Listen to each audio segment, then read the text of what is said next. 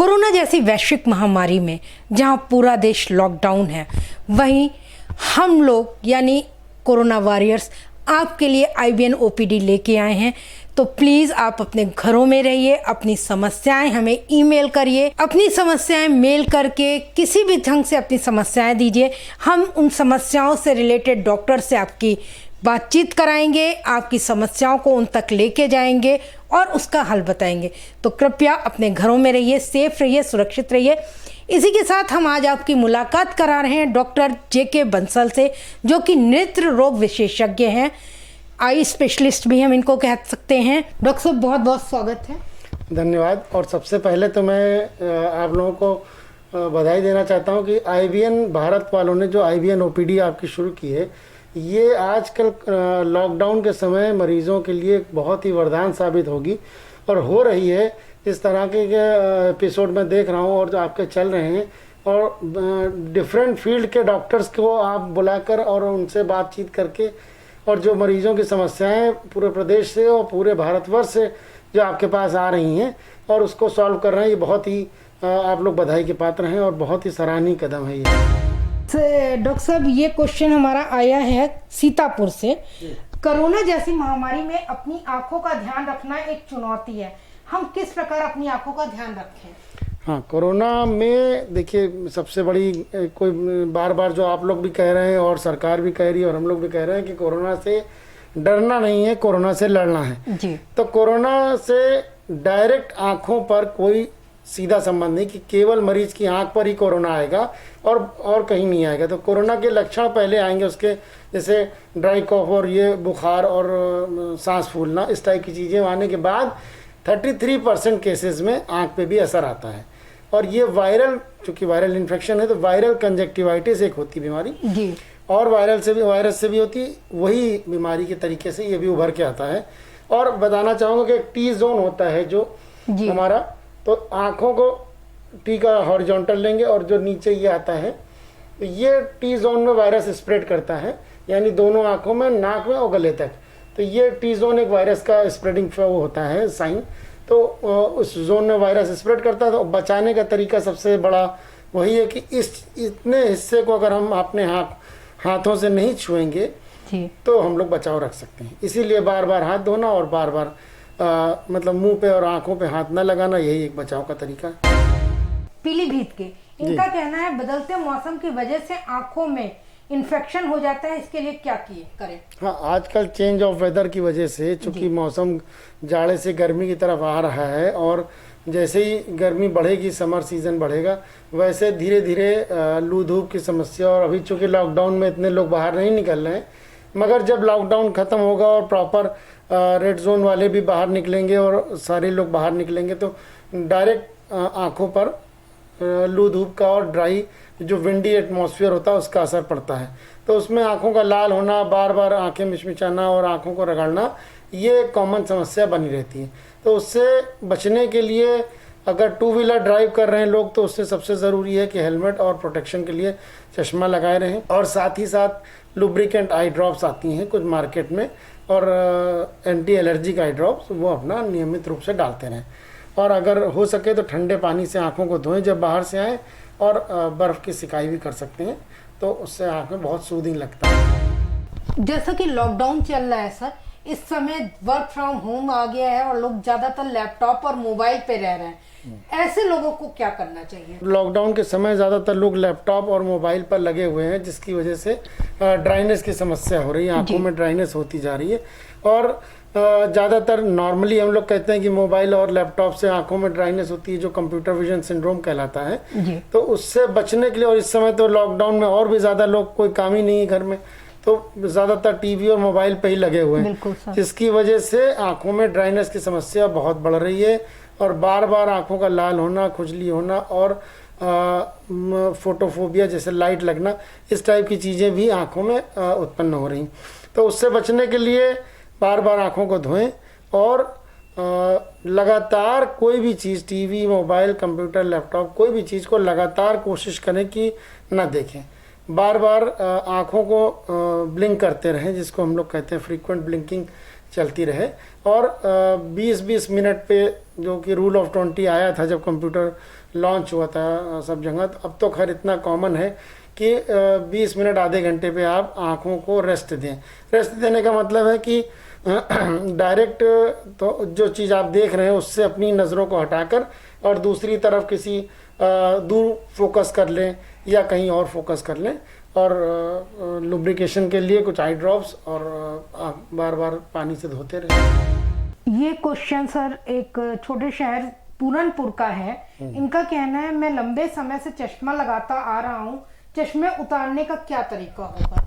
हाँ, चश्मा उतारने का कोई भी ऐसी दवा अभी तक नहीं बनी है। लोगों के मन में भ्रांति है, वो पहले मैं बता दूं कि कोई भी दवा होम्योपैथिक, आयुर्वेदिक, एलोपैथिक या कोई भी ऐसी खाने पीने से कोई ऐसा चीज़ नहीं जो चश्मा हट जाए। 18 वर्ष की उम्र के बाद चश्मा हटाने के लिए कई और तरीके हैं, जिसमें परमानेंट अगर चश्मा हटाना है तो वो लेसिक लेज़र द्वारा कहलाता है, जिसमें कि परमानेंट चश्मा हट जाता है। लेसिक लेज़र एक सिंपल, बहुत ही साधारण सा प्रोसीजर है, जिसमें लेज़र लाइट द्वारा आँखों का जो नंबर होता है उसको पहले हम लोग कई बार चेक करते हैं। चेक करके हर तरीके से उसकी जांचें करते हैं, और आँख की पुतली की, कॉर्निया जिसको कहते हैं, उसकी सारी जांचें की जाती हैं। और उसके बाद लेज़र लाइट मशीन में फीड करके और लेज़र से, ये 1-2 मिनट का मुश्किल से प्रोसेस है, और दोनों आँखों का एक साथ हो जाता है, और नेक्स्ट डे से ही, बल्कि 2 घंटे बाद से ही पेशेंट अपना सारा काम कर सकता है। और इसमें कोई पट्टी नहीं लगती है, कोई इंजेक्शन नहीं लगता है, और कोई बेहोशी किसी तरीके की नहीं होती है। इवन कोई टैबलेट भी हम लोग नहीं खिलाते हैं, कोई ज़रूरत ही नहीं पड़ती है। ये पेनलेस प्रोसीजर है, और नेक्स्ट डे से सारा काम वो अपना कर सकता है, और चश्मा ज़िंदगी भर के लिए उसका हट जाता है। और अगर नहीं पूरी तरह है तो कम से कम चश्मे पर जो डिपेंडेंसी होती है पेशेंट की, कि सुबह सो के उठा और चश्मा चाहिए, टॉयलेट जाना है तो चश्मा चाहिए, वो ज़िंदगी भर के लिए उसकी ख़त्म हो जाती है। गाजियाबाद के, इनका कहना है, ग्लूकोमा की शिकायत हो तो कैसे पता चलता है और क्या लक्षण है, और ये कैसे सही होगा? हाँ, ग्लूकोमा, जिसको कि हिंदी में संबलबाई या काला पानी या काला मोतिया कहते हैं, वो एक आँखों के जो ऑप्टिक नर्व होती है, अंदर आँखों की नसें होती हैं, जो रोशनी लाने वाली नस होती है, उसकी बीमारी होती है। इसमें जैसे ब्लड प्रेशर होता है आँखों का, वैसे जनरल शरीर का, वैसे ही आँखों का प्रेशर एक होता है, जिसको इंट्रा ऑक्यूलर प्रेशर हम लोग कहते हैं। वो बढ़ जाता है, और वो जो नस रोशनी वाली होती है उस पर दबाव डालता है, और उस दबाव की वजह से धीरे धीरे नसों में तनाव बढ़ता है और रोशनी कम होने शुरू हो जाती है। ये एक ऐसी चीज़ है कि जो लाइलाज है। लाइलाज का मतलब कि उसका कंट्रोल है, जैसे कि डायबिटीज़ और ब्लड प्रेशर है, इसका कोई क्योर नहीं है। बस ज़िंदगी भर आपको दवा खानी है, कंट्रोल रखना। अगर आप नहीं दवा करेंगे, नहीं कंट्रोल करेंगे तो बढ़ जाएगा। उसी तरीके ग्लूकोमा भी है, इसकी मेडिसिन लाइफ लॉन्ग चलती हैं, इवन सर्जरी भी होती है, बट सर्जरी के बाद भी इसको कंट्रोल कर सकते हैं। जो डैमेज इससे हो चुका है, जो रोशनी इससे चली गई है, वो वापस आने की संभावना बहुत कम हो जाती है। इसलिए इसका प्रिवेंशन जो है वही एक क्योर है, कि अगर आप जल्दी प्रॉपर इसकी जांचें कराएंगे, मतलब 30-35 साल की उम्र से ही, या जिनकी फैमिली हिस्ट्री है, जो डायबिटिक हैं, ब्लड प्रेशर के पेशेंट हैं, या जो मोटा चश्मा लगाते हैं माइनस या प्लस का, वो अपनी आँखों का प्रेशर की जांच कराना शुरू कर दें। ज़रा सा भी डाउट लगेगा तो और उसकी डीप में और जांचें हैं, वो पता चल जाता है आजकल कि ग्लूकोमा आपके हो रहा है। अब एक बार होने के बाद ये एक बहुत ही ख़राब इस तरीके की बीमारी है कि इसको कहते थे हम लोग कि ग्रीन सरपेंट इन ग्रीन ग्रास, मतलब कि हरी घास में हरा सांप। जैसे कि एक सांप हरी घास में अगर है छुपा हुआ तो आप देख नहीं पाएंगे उसको कि कहाँ घास है, कहाँ सांप है। उसी तरह ये कैसे रोशनी को ले जाता है धीरे धीरे, ये पता नहीं चल पाता। तो इसीलिए इसका जितनी जल्दी आप पकड़ लेंगे, जितनी जल्दी अपनी जाँचें करा लेंगे और जितनी जल्दी इलाज शुरू कर देंगे, उतनी ही जल्दी सेफ रहेंगे, रोशनी को बचाए रखेंगे। और इलाज में इसका पूरा इलाज है। इसका ड्रॉप से शुरू करते हैं, ड्रॉप से इसकी चलती रहती हैं। सिंपल ड्रॉप अपनी डालते रहिए, बहुत ही 1 या 2 बार डालनी पड़ती हैं दिन में। बस दवा लंबे समय तक और कभी कभी लाइफ लॉन्ग चलती हैं। और साथ में सर्जरी भी है, तो लेज़र से आ गई है, बिना मतलब नॉन पेनिट्रेटिंग सर्जरी। उसके बाद अगर नहीं होता है तो सर्जिकल प्रोसीजर से इसको कंट्रोल करते हैं। ललितपुर झांसी के हैं, इनका कहना है मोतियाबिंद के क्या लक्षण होते हैं और इनका सही इलाज क्या होगा? हाँ, मोतियाबिंद एक बहुत ही कॉमन बीमारी है और ये उम्र के साथ वाली चीज़ है। जैसे कि नॉर्मली हम लोग उम्र के साथ चश्मा लग जाता है, उम्र के साथ बाल सफ़ेद होने शुरू होते हैं, चेहरे पे चेंजेस आने लगते हैं, वैसे ही उम्र के साथ जो नॉर्मल बॉडी का लेंस होता है, आँख का लेंस होता है हमारी, वो उसकी जो ट्रांसपेरेंसी होती है, जो ट्रांसपेरेंट होता है, वो धीरे धीरे ओपेक होना शुरू हो जाता है, यानी कि थोड़ा वाइटनेस आने लगती है। और ये एक नॉर्मल 50-55 के बाद शुरू होता है और किसी के 70 पे, 80 पे, 60 पे, 65 पे, ये कभी भी हो सकता है। तो वो एक नॉर्मल प्रोसेस है और ये सबको होना है। मोतियाबिंद एज के साथ वाली चीज़ है। तो कई मोतियाबिंद अब चोट से हो सकते हैं, कि शुगर वालों में जल्दी हो जाते हैं, या किसी और बीमारी के साथ जुड़े होते हैं, वो थोड़ा जल्दी हो जाते हैं। अदरवाइज नॉर्मली जो मोतियाबिंद होता है, और इंडिया में 70 to 80% कॉज ऑफ ब्लाइंडनेस जो है वो मोतियाबिंद है। तो मोतियाबिंद कम्प्लीटली क्योरेबल है और आजकल तो बहुत ही आसान है। अगले दिन से ऑपरेशन करा के अगले दिन से अपना काम करिए, लेंस लग जाता है और नई नई तरीके आ गए, बिना चीरे, बिना टाँका, बिना बेहोशी वाले, और उस तरीके से अगले दिन से आप अपना सारा काम कर सकते हैं। पंजाब के सरहिंद नगर से इनका कहना है हमें शुगर है और क्या शुगर का असर आंखों पे पड़ता है? हाँ, शुगर का असर आंखों पर बहुत ज़्यादा पड़ता है। और शुगर, जैसे आपने देखा कि आजकल डायबिटीज़ एक बहुत ही कॉमन बीमारी होती जा रही है, यंग एज में भी डायबिटीज़ हो रही है। और जो इसका मेन कारण खान पान और इतना वर्कलोड लोगों पे, इतना टेंशन, इतना जो लोग अपना मैनेज नहीं कर पा रहे हैं, उसकी वजह से अर्ली डायबिटीज़ वाले पेशेंट बहुत आ रहे हैं। तो जो डायबिटीज़ है उसका असर जितनी जल्दी आप इसका जितना अच्छा कंट्रोल रखेंगे, उसके साइड इफ़ेक्ट कहीं पर भी, आँख के अलावा और ब्रेन में भी आता है, हार्ट पे भी आता है, हाथ पैरों के नसों में भी आता है, उन सब जगह पर साइड इफ़ेक्ट इसका कम आएगा। बट सबसे पहले असर आँख और किडनी पे आता है। तो ये आपको ध्यान रखना है कि आँखों पर असर इसमें कई तरीके से हो सकता है। अर्ली मोतियाबिंद, जैसे कि हमने बताया, अर्ली कैटरेक्ट हो सकता है। और सबसे ज़्यादा ख़राब डायबिटिक रेटिनोपैथी, जो आँख के पर्दे पर शुगर का असर आता है, उसको डायबिटिक रेटिनोपैथी कहते हैं। और ये कई स्टेजेस में होता है। इसमें शुरुआत अगर हो गई एक बार, तो अगर डायबिटिक कंट्रोल अच्छा नहीं है और इसका तुरंत क्योर नहीं किया गया, तो ये कई स्टेजेस पे और आँख के नसों को ख़राब कर देता है, जिसमें कि विट्रियस हेमरेज कहलाता है या रेटिनल हेमरेज। कई तरीके की बीमारियां इसमें बढ़ती चली जाती हैं। और इसका पूरा इलाज आ गया है, इसका लेज़र द्वारा इलाज है, इसकी जांचें होती हैं, पहले एंजियोग्राफी होती है और उसके बाद ओसीटी वगैरह और जांचें हैं, और लेज़र से इसका, और ऑपरेशन द्वारा या इंजेक्शन्स भी आ गए हैं जो इंट्राविट्रियल इंजेक्शन कहलाते हैं, वो उसके द्वारा भी इलाज पूरी तरह संभव है। गुड़गांव से ही है, इनका कहना है इनका बीपी बढ़ने पर क्या आंखों में भी दिक्कत हो सकती है? हाँ, ब्लड प्रेशर, जैसे शुगर और ब्लड प्रेशर दोनों ही बीमारियां आजकल बड़ी कॉमन होती जा रही हैं। और ब्लड प्रेशर भी यंग एज वाले पेशेंट्स में बहुत ही कॉमनली होता जा रहा है। यंग एज से शुरू हो रहा है, 20-22-25 साल का। हाँ, उसका भी वही एक कारण है कि वर्कलोड ज़्यादा है और टेंशन ज़्यादा है, चाहे वो पढ़ाई का लोड हो बच्चों पर या स्टूडेंट लाइफ में, या उसके बाद वर्कलोड कहीं भी जॉब का हो, या हर चीज़ का लोड, उसकी वजह से ब्लड प्रेशर भी एक बहुत कॉमन हो रहा है। और ब्लड प्रेशर का असर भी आँखों पर उसी तरह आता है, जिसकी वजह से, जैसे ब्लड प्रेशर से आपने सुना होगा कि ब्लड प्रेशर से अगर नस फट गई तो ब्रेन हेमरेज हो जाता है, या और कहीं भी पैरालिसिस हो सकती है। तो उसी तरह से आँख की नस अगर फट गई तो आँख का रेटिनल हेमरेज भी हो जाता है, जिसको कि वो जैसे डायबिटिक रेटिनोपैथी होती है, वैसे ही हाइपरटेंसिव रेटिनोपैथी होती है। और उसके भी बहुत ही कई लक्षण वही हैं कि सडन उसमें आंखों में रोशनी चली गई, या धीरे धीरे उसमें रोशनी कम होती चली जा रही है, पता ही नहीं चल पाता है, आदमी अंदाज़ा ही नहीं लगा पाता है कि इतनी कम एज में ब्लड प्रेशर भी हो सकता है हमें, और उसकी वजह से रोशनी चली जाती है। तो अब उसका भी वही इलाज है कि अगर नस फट गई है तो लेज़र द्वारा या इंजेक्शंस द्वारा, या जो है अगर नहीं होता है और खून जम गया है तो ऑपरेशन के द्वारा फिर निकालना पड़ता है। झारखंड से इनका क्वेश्चन आया है, आंखों को सही रखने के लिए हम अपनी दिनचर्या को कैसे सही करें? आँखों को सही रखने के लिए बच्चों से लेकर अगर बड़ों तक सभी की बात एक साथ करें, तो सबसे पहली चीज़ तो खान पान पे हमें ध्यान रखना है कि जो नॉर्मल विटामिन्स के साथ साथ जो विटामिन ए सबसे ज़्यादा इसके लिए रिक्वायर्ड होता है आँखों के लिए। मगर हरी सब्जियाँ, दूध, फल, चना दाल, मूंगफली, आम, पपीता, सेब, जो कुछ भी हम लोग खाते हैं, किसी भी एक्स्ट्रा उसकी ज़रूरत नहीं है। अगर डाइट में प्रॉपर आपकी है तो सब चीज़ें आपको उसी में मिल जाती हैं।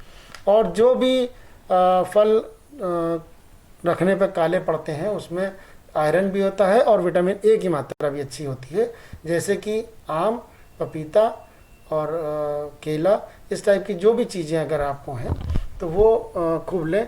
और हरी सब्जियां और अंडा और दूध हम लोग बच्चों के लिए बहुत कहते हैं कि अगर अंडा और दूध, जो लोग अंडा खाते हैं तो दूध और अंडा कंप्लीट फूड कहलाता है, तो बच्चों को ज़रूर दें, उसमें काफ़ी न्यूट्रिशन मिल जाता है। और बाकी चीज़ें जो भी हरी सब्जियां हैं, दाल हैं, फल हैं, ये सब चीज़ें बराबर खाएं। खान पान के साथ जो आजकल सबसे ज़्यादा चीज़ है कॉमन, मोबाइल और कंप्यूटर। जैसा कि पहले भी बताया, एक कॉलर ने पूछा था, तो उसमें कंप्यूटर और मोबाइल का यूज़ जितना ज़रूरी हो बच्चों को उतना दें, उससे ज़्यादा नहीं। सबसे बड़ी प्रॉब्लम जो कॉमन मिस्टेक जो हम लोग करते हैं, वो हम लोग क्या करते हैं कि दिन भर हम लोग काम करके आए और रात में 2-2 घंटे फिर लेके बैठ जाते हैं कि अब थक गए तो हम लोग रिलैक्स थोड़ी देर कर लें।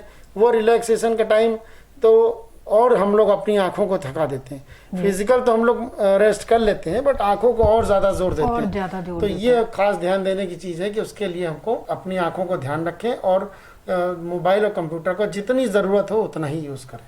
खास करके लेट कर और लाइट पूरी ऑफ करके सारा जो हम लोग आइज सेंट्रलाइज कर देते हैं अपने मोबाइल पे, वो अवॉइड करना चाहिए।